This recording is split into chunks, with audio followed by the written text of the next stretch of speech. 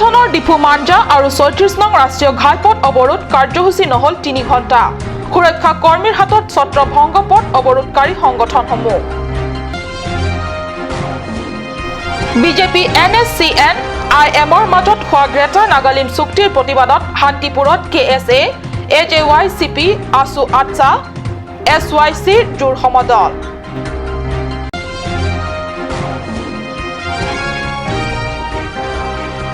Depot লৰুলাংছৰ ৰাংচিনা চাৰ্পো cultural হলত কাৰ্বি চেৰ সংগঠন কেন্দ্ৰীয় কমিটিৰ কাৰ্যকৰী সভা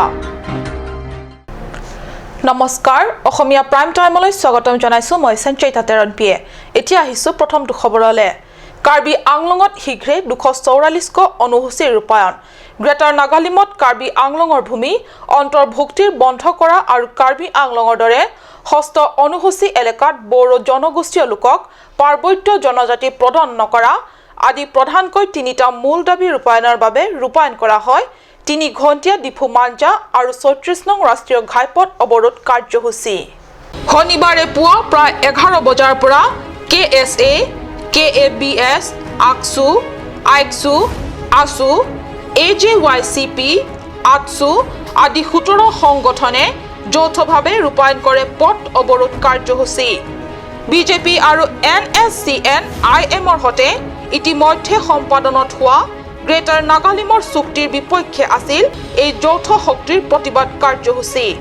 যেনেকে কনস্পিৰেসি যি চুক্তি কৰিছে এটো ৰাজ্যহুৱা কৰক আৰু ৰাজ্যহুৱা কৰাৰ পিছত যে কাৰ্বি আংলং তথা অসমৰ যি শান্তি সম্প্ৰীতিৰ বাবে যেনেকে বহবাস কৰি আছে বিভিন্ন জাতি জনগোষ্ঠীত যেনেকে বহবাস কৰি আছে শান্তিপ্ৰিয়ভাৱে আমাক বহবাস কৰিব দিয়ক আৰু তেওঁলোকৰ নাগা সমস্যাৰ জৰিয়তে যে কাৰ্বি আংলঙত আৰ্টিকল 244 এই সাংবিধানিক যি অধিকাৰ সেই অধিকাৰটো আৰ্টিকল 244 এই শীঘ্ৰে ৰূপায়ণ কৰাটোহে কেন্দ্ৰ চৰকাৰক আমি অনুৰোধ কৰিছো কিয়নো যোৱা ইয়াত সাহিত্য পৰিষদৰ নিৰ্বাচনৰ সময়ত তেওঁলোকে মেনিফেষ্টত ওলাইছে 244 দিম আৰু লগতে MOU ইমপ্লিমেণ্ট কৰি দিম আমি কাৰ্বি আংলং সাহিত্য পৰিষদতো আমি অনুৰোধ কৰিব বিচাৰিছো NSCN IM আৰু কেন্দ্ৰীয় চৰকাৰ যি চুক্তিত যি নাগালিমৰ কথা চুক্তিত কাৰ্বি আংলঙৰ মাটি লৈ যোৱাৰ যি ষড়যন্ত্ৰ আমাৰ কাৰ্বি আংলং সাহিত্য পৰিষদতো যে প্ৰস্তাৱ গ্ৰহণ কৰক AC পাছ কৰক শীঘ্ৰে তেওঁলোকে AC পাছ কৰি যে নাগালিমক মাটি 1 ইঞ্চি দিব নোৱাৰিব বুলি আপোনালোকে প্ৰস্তাৱ গ্ৰহণ কৰিব লাগিব বুলি আপোনালোকৰ যোগেদিত আমি অনুৰোধ কৰিব বিচাৰিছো দাবী কৰিব বিচাৰিছো টেষ্ট দিম কিন্তু চুলি এডালৰ সমান মাটিও নগাক এৰি দিয়া নহব বুলি ব্যক্ত কৰাৰ লগতে আৰু কয় যে চৰকাৰে যদি ইমানতো একো পদক্ষেপ গ্ৰহণ নকৰে তেন্তে অনাগত দিনবোৰত জংগী আন্দোলনৰ হুমকি দিয়ে 17 সামাজিক সংগঠনে বিজেপি চৰকাৰ আৰু NSCN IMৰ মাজত হোৱা গ্ৰেটাৰ নাগালিমৰ চুক্তিৰ প্ৰতিবাদ সমগ্ৰ অসমত বিভিন্ন সামাজিক সংগঠনসমূহে জাঙুৰ খাই উঠাৰ সময়তে কাৰ্বি আংলঙতো এইদৰে বিভিন্ন সামাজিক সংগঠন তথা ছাত্ৰ সংগঠনসমূহে বিভিন্ন ধৰণে ৰূপায়িত কৰিছে প্ৰতিবাদী কাৰ্যসূচী কালি সন্ধিয়া কাৰ্বি আংলঙৰ শান্তিপুৰতো কাৰ্বি ছাত্ৰ সন্থা অসম জাতীয়তাবাদী যুৱ ছাত্ৰ পৰিষদ ASU আটছা আদি কেইবাটাও সংগঠনে মিলি জোৰ সমদল উলিয়ায়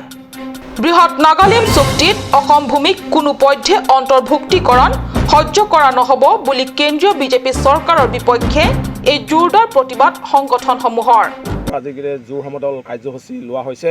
আজি কাৰ্বি আংলঙত অসম জাতীয়তাবাদী পৰিষদৰ কাৰ্বি আংলং জিলা সমিতিৰ উদ্যোগত অসমৰ তথা কাৰ্বি আংলঙৰ কাৰ্বি ছাত্ৰ সন্থা আদিবাসী চাহ জনজাতীয় ছাত্ৰ সন্থা যুৱ ছাত্ৰ পৰিষদ ASUকে ধৰি পেলাই 5টা জাতীয় সংগঠনে আজি নাগালেণ্ডৰ যি ফ্ৰেমৱৰ্ক এগ্ৰিমেণ্ট ৰাজহুৱা কৰাৰ দাবীত আমি একজোৰ সমদল প্ৰতিবাদী কাৰ্যসূচী গ্ৰহণ কৰিছোঁ আমি ক'ব বিচাৰিছোঁ যে কেন্দ্ৰীয় চৰকাৰে নাগালেণ্ডৰ লগত যি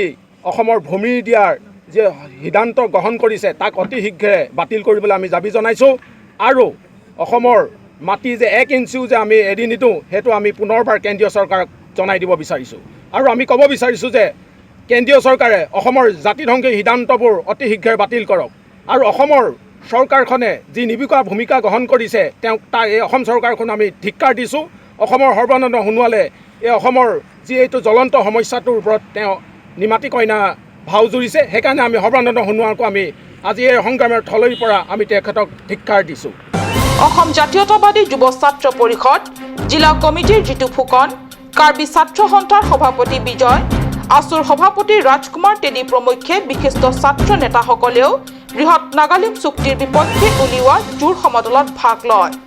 আনন্দ তেৰাঙৰ ৰিপৰ্ট কাট নিউজ কাৰ্বিসকলৰ সংসাৰীপন্থী সকলৰ মাজত কাৰ্বি পৰম্পৰাগত ধৰ্মীয় আচাৰ তথা নীতি নিয়মক আগুৱাই লৈ যোৱাত অগ্ৰণী ভূমিকা পালন কৰা অনুষ্ঠান কাৰ্বি চেৰ সংগঠনৰ কেন্দ্ৰীয় কমিটিৰ কাৰ্যনিৰ্বাহক সভা 27 অক্টোবৰত লৰুলাংছ কালচাৰেল ভৱনত অনুষ্ঠিত হয় কাৰ্বি ছাত্ৰ সন্থাৰ সভাপতি মন সিং মিলিকৰ সভাপতিত্বত অনুষ্ঠিত সভাত কাৰ্বিসকলৰ ভাৰপ্ৰাপ্ত ৰজা ৰূপসিং ইংটি কাঠাৰে মুখ্য অতিথি হিচাপে যোগদান কৰে কাৰ্যনিৰ্বাহক সভাখনত কাৰ্বি নীতি নিয়মক সুন্দৰভাৱে আৰু মজবুতভাৱে আগুৱাই নিয়াৰ ক্ষেত্ৰত সুবিধা হোৱাকৈ কাৰ্বি চেৰ সংগঠন কাৰ্যালয় এখন অতিথি বাংলো নিৰ্মাণৰ বাবে কাৰ্বি স্বায়ত্তশাসিত পৰিষদৰ কাৰ্যবাহী সদস্য তুলিৰাম ৰংহাঙৰ হাতত স্মাৰক পত্ৰ প্ৰদানৰ সিদ্ধান্ত গ্ৰহণ কৰা হয় Seorang patina hindi furong supialo. Hala daga kon laso adrak banai si hadak papa si serong komaro. Rombong do hotranikar tum ibu abetum. Keklian ni sonma. Cái song long keklian pon ada kong aja je. Kalau song long bangsi itu insai pon tu ni je itu misalam kekjogion mut ate lori lopat. Along keklian ponnya tek. অনাগত দিনত কাৰ্বি চেৰ সংগঠনৰ বাৰ্ষিক অধিৱেশন আৰু কাৰ্বি ধৰ্মীয় আচাৰ পালন কৰা সম্বন্ধে সভাত আলোচনা বিলোচনা কৰে কেমেৰা পাৰ্চন ষ্টেফান টেৰনৰ সৈতে ৰাতি শ্ৰংফাৰৰ ৰিপৰ্ট কাট নিউজ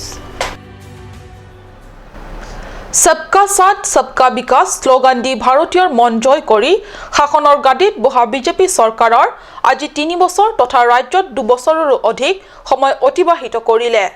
তদুপ অৱস্থা কাৰ্বি আংলং স্বায়ত্তশাসিত পৰিষদৰ তুলিৰাম ৰংহাঙৰ নেতৃত্বাধীন বিজেপি চৰকাৰ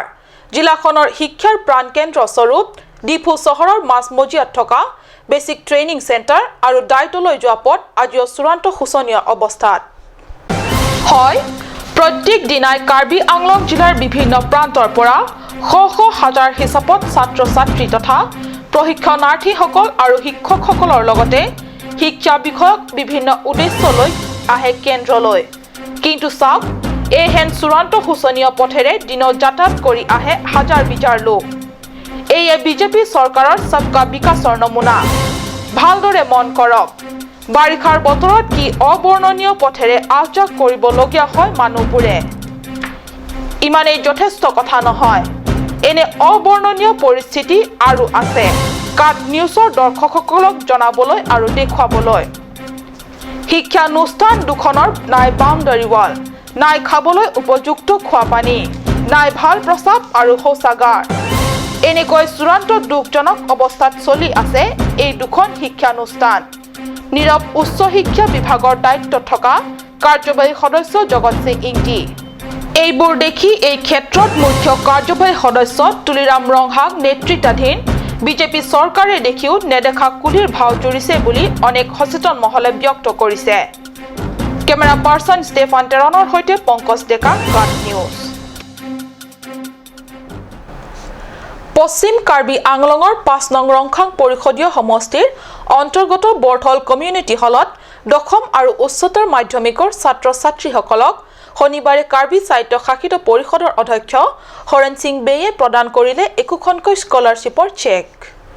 ছাত্ৰ ছাত্ৰীসকলক স্কলাৰশ্বিপৰ চেক প্ৰদান অনুষ্ঠানত বিধায়ক ডাক্তৰ মানসিং ৰংপি ৰংখাং মণ্ডল বিজেপি কমিটিৰ বলাশ্বৰ হানছে প্ৰমুখ্যে বিশিষ্ট ব্যক্তিসকল উপস্থিত থাকে স্কলাৰশ্বিপ প্ৰদান অনুষ্ঠানত অধ্যক্ষ হৰেন সিং বে ছাত্ৰ ছাত্ৰীসকলক স্কলাৰশ্বিপৰ টকা ভালদৰে ব্যৱহাৰ কৰিবলৈ আহ্বান জনায় পৰৱৰ্তী অংশলৈ যোৱাৰ আগতে লৈছো সমু বাণিজ্যিক বিৰতি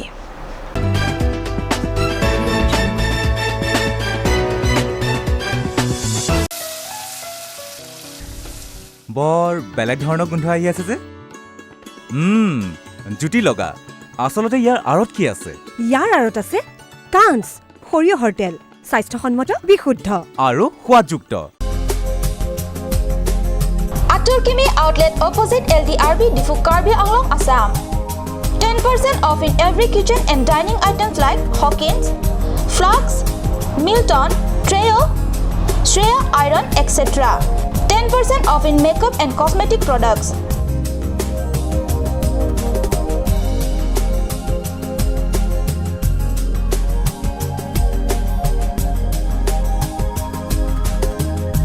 And grocery items.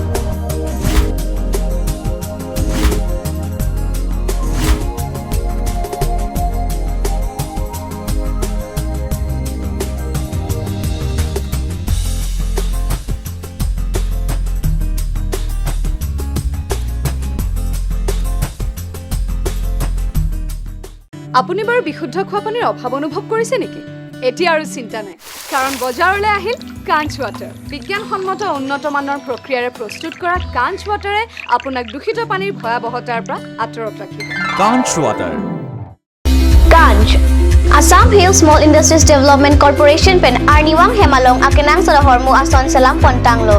Lasinang tum Arniwang kenang sot kecuason la penthesiri alang hithi kulat along longpon ikji. Kang sirtang kijun alang, tharwe alang, theso alang, kecu ajam tu, tharmit aduk, thelua kreng, chitronola, upthor pen chenglok ongdung Hemalong akenang sot hormu longpon ikji. আজিকালি যিকোনো party মানে কাঞ্চ juice. বাইদি বেটো কমলাৰটো খাইছিলি নে আনাৰসৰটো? পাহাৰীয়া কমলা আৰু আনাৰসৰ পৰা তৈয়াৰ কৰা কাঞ্চ জুচ সম্পূৰ্ণ বিশুদ্ধ। কাঞ্চ জুচ খাওক, জীৱনৰ মজা লওক। কাঞ্চ জুচ।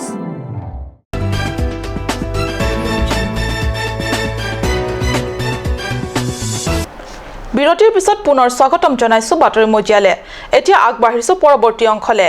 কাৰ্বি আংলঙৰ কেইবাটাও চৰকাৰী বিভাগত ধনৰ বিয়াগুম কেলেংকাৰীৰ কথা বিভিন্ন সময়ত সংবাদ মাধ্যমত প্ৰকাশ পাই অহা সময়তে শেহতীয়াকৈ পিপলছ পাৰ্টিৰ হৈ ৰাংচিনা তেৰণে তথ্য জনা অধিকাৰ আইনৰ যোগে